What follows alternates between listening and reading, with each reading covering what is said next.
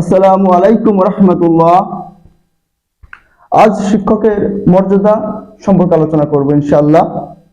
পবিত্র কোরআনে আল্লাহ তাআলা শিক্ষকের মর্যাদা সম্পর্কে বলছেন যে তিনি মানুষকে শিখিয়েছেন যা সে জানতো না। সূরা আলাক আয়াত 5। এখানে আল্লাহ তাআলা মানুষকে শিক্ষা দানের ভিতরে শিক্ষার যে গুরুত্ব, তিনি নিজেই শিক্ষক হিসেবে প্রথম নিজেকে পরিচয় করে দিয়েছেন। সুবহানাল্লাহ।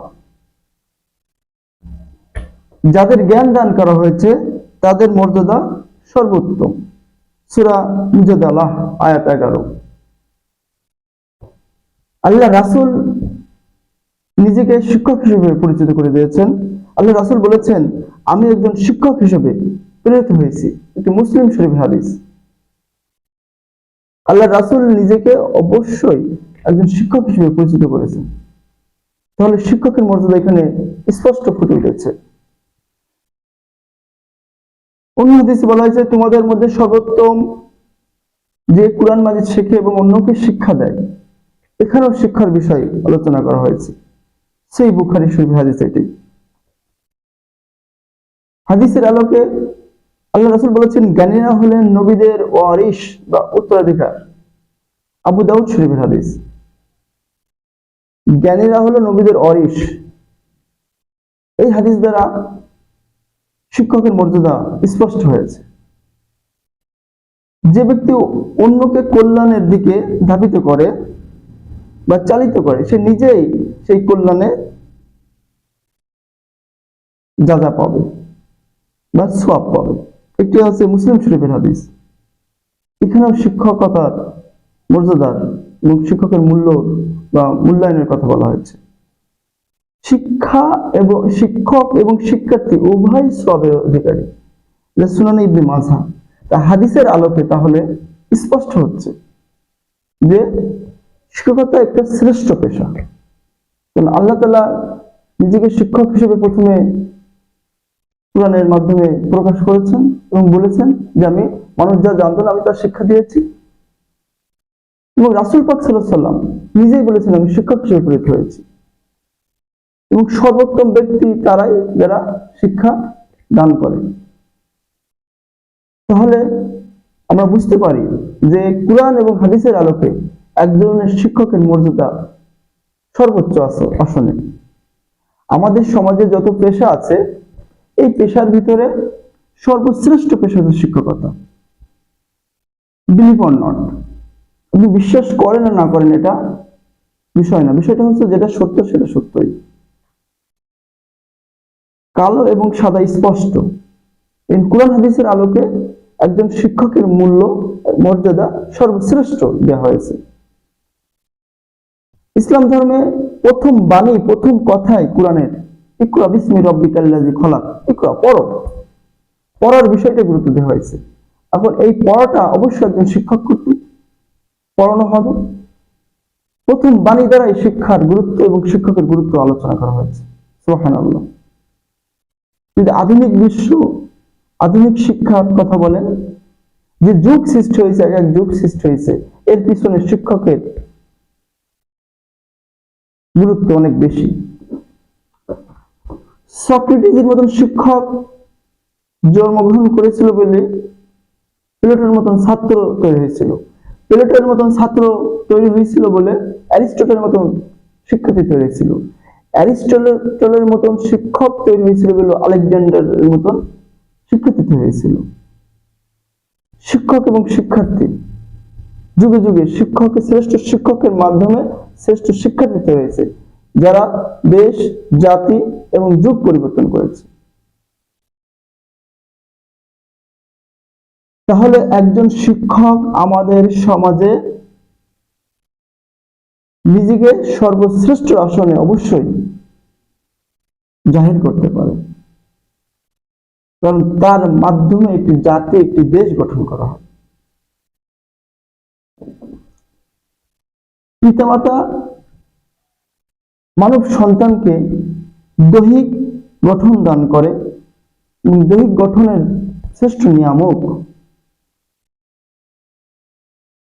কিন্তু একজন শিক্ষক তার মানসিক এবং আত্মিক যে গঠন হয়, এটার জন্য প্রধান নিয়ামক। আর একটা মানব জীবনের আত্মার যে গঠন, মানসিক যে গঠন, এটাই সবচেয়ে গুরুত্বপূর্ণ। পিতামাতা জন্ম দেওয়ার পরে তার পরিপূর্ণতা লাভ করে একটা শিক্ষকের কাছে যে, এটা গুরুর কাছে যে। তথাগত ইউরোপ, বাইরের দেশগুলো শিক্ষকের মূল্যায়ন অনেক বেশি। তাদের প্রেসিডেন্ট, রাষ্ট্রপতির সমমূল্য দেওয়া হয় একজন প্রফেসরের। এজন্য একটা দেশ, একটি জাতি, একটি সমাজ যদি সুন্দরভাবে তৈরি করতে হয়, নির্মাণ করতে হয়, সর্বপ্রথম শিক্ষকের মূল্যায়ন বেশি করতে হবে। আর যেসব ব্যক্তি বা মানুষ এই শিক্ষকতার ভিতরে আসবে, অবশ্যই অবশ্যই সে একটি শ্রেষ্ঠ পেশায় আসবে, এটা সে ভাববে। কারণ আল্লাহ তাআলা তাকে ভালোবাসে বিধায় শিক্ষকতা পেশায় তাকে অন্তর্ভুক্ত করেছে। মানুষ হয়তো এই পেশাটাকে আমাদের সমাজে, বাংলাদেশের প্রেক্ষাপটে ছোট করে ভাবছে, একজন শিক্ষক, একজন মাস্টার, স্কুল শিক্ষক। কিন্তু না, এই শিক্ষক এই দেশটার পরিবর্তন করার মূল চালকা শক্তি। যদি আমাদের দেশে শিক্ষা ব্যবস্থা না থাকতো, স্কুল কলেজ না থাকতো, তাহলে কেমন একটি দেশ তৈরি হতো ভাবুন। এই জন্য আমার একটাই মেসেজ, যে আমরা প্রতিটা মানুষই শিক্ষক হতে পারি। যার যার জায়গা থেকে শিক্ষা গ্রহণ করে সেটা সমাজে বিলিয়ে দিলে সেও একজন শিক্ষক। বিদ্যালয়, স্কুলের শিক্ষক এনারা সর্বশ্রেষ্ঠ। মাদ্রাসা, স্কুল, কলেজ, বিশ্ববিদ্যালয় সর্বশ্রেষ্ঠ পেশা। এখানে যারা অন্তর্ভুক্ত আছেন আলহামদুলিল্লাহ, তারা সর্বশ্রেষ্ঠ ব্যক্তি। কিন্তু আমাদের সমাজের প্রতিটা জায়গায় থেকে তার কর্মক্ষেত্রে যে শিক্ষা গ্রহণ করে সে সমাজে দেওয়া হয়, তাহলে তিনিও একজন শিক্ষক। পুঁথিগত বিদ্যায় শিক্ষক আর স্বশিক্ষার শিক্ষক অনেক বেশি গুরুত্ব। এজন্য আমরা প্রত্যেকে তার নিজ নিজ জায়গা থেকে শিক্ষক। একজন ফ্যামিলির কর্তা বা পরিবারের যে প্রধান, তিনিও একজন ওই পরিবারের জন্য শিক্ষক হিসেবে অবতীর্ণ হন। তাকে শিক্ষা দিতে হয় পরিবারের জন্য। একজন অফিসের বস, তিনিও ওই অফিসের শিক্ষক হিসেবে পরিচালিত হন। এজন্য শিক্ষক এবং শিক্ষার্থী ছাড়া আমাদের কোনো পরিচয় হবে না। হয় আমি শিখবো, নাহলে আমি শিখাবো। এর মাধ্যমেই মানব জাতির কল্যাণ, এর মাধ্যমেই মানব জাতির মুক্তি। প্রিয় ভাই বোন, আমার একটাই মেসেজ, নিজে শিখবো এবং অপরকে শেখাবো। এটা একটা মানুষের প্রধান পরিচয় হওয়া উচিত। Stay with book,